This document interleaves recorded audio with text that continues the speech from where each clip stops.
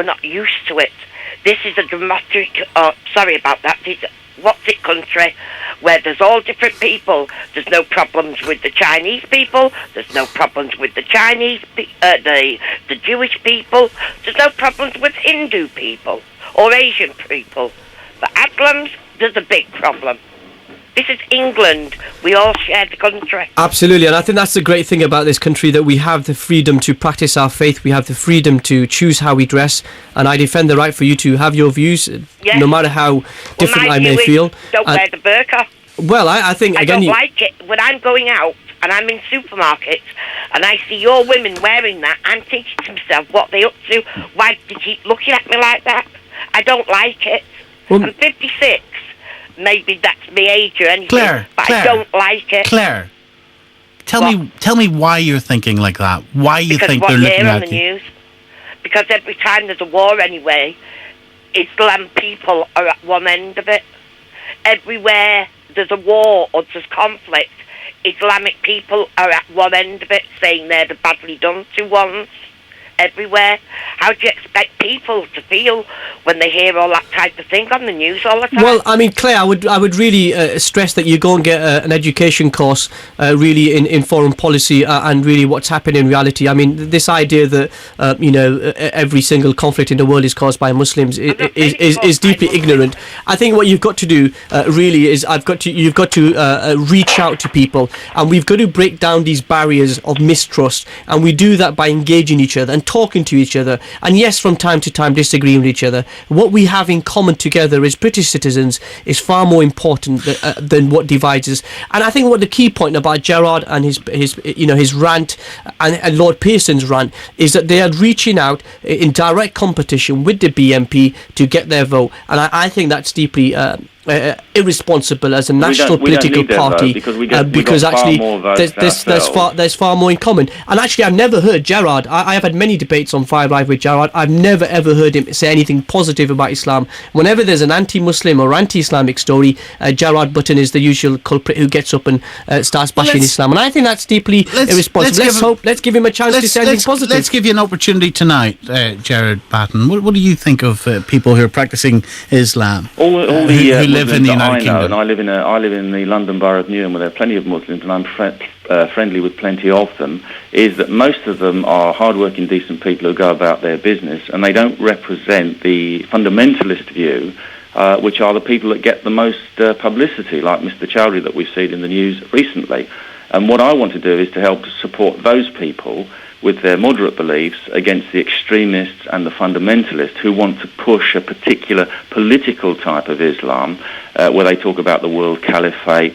And Mr. Chowdhury, for example, said quite clearly he doesn't believe in democracy or the liberal democracy, and he's quite honest and open about his beliefs because he believes in theocracy, the rule of the religious elite, such as they have in Iran. Let's go to Birmingham tonight. What I want to do is to support the moderate. Nothing positive whatsoever to say. Let's go to Birmingham. Hubert's waiting for us. Hello, Hubert. Yes, good evening. Go on, Hubert.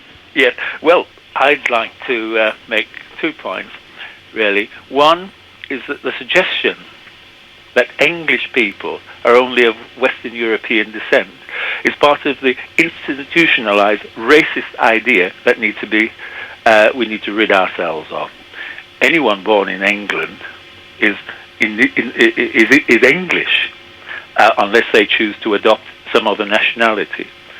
And secondly, to suggest that one can decide whether a person is good or bad by what they wear is again shameful. Hubert, thank you. I just want to go through a number of different calls tonight. Karen in Glasgow, Carol in Chesterfield, Chris in Kent. This is kicking off tonight. Karen in Glasgow. Hello, Karen. I tell you what, hello, good evening. I am sick to death of men, I don't care what religion they come from, getting women to dress differently from them. I wouldn't have a problem with the chador or the niqab or whatever it's called if the men of the cultural belief or religion or whichever reason they wore it, but they do not. Well, Karen, I actually agree with you. I think at the centre of, I said at the beginning that I believe in freedom of choice, and people should be free to choose how they dress. And actually, I agree with you. This whole debate, for example, today, we've had 2 women actually, I think yours is the first contribution that is actually a contribution of substance. There is a serious issue around people who force women to dress in a particular way. Actually, that goes against Islam, because Islam says quite clearly in the Quran, there is a verse in the Quran that says quite clearly there is no compulsion of religion. Can I interject here? You certainly can, yeah. Yeah. What I would like to see you doing, rather than arguing against the UKIP guy, and I genuinely believe the guy is not racist, by the way. I never suggested he is. No, but aligning with the BNP and all the rest of it. I would like to see people like you, rather than getting an issue with the UKIP guy tonight, doing much more to demonstrate your belief that women should not be oppressed by men. Well, and Karen, can I just suggest I do not hear enough about how even Muslim guys in this country are standing up for the women in the countries where they are being repressed. I don't hear enough about that. Can I just come back on that? I actually say, I invite you to come and spend some time with me. I spend a lot of time in the community, actively campaigning on these issues to give people a voice. And actually, if you just look at my record, it speaks for itself. Let me squeeze in Akhtar in London. Hello, Please Akhtar. Hello there. Hi. I think my view, I hope it's not misunderstood. I don't actually have a problem with the view that the hiding of the face causes a problem security-wise. I know in certain Muslim countries they have a problem with the face being covered. You are a Muslim actor yourself, aren't you?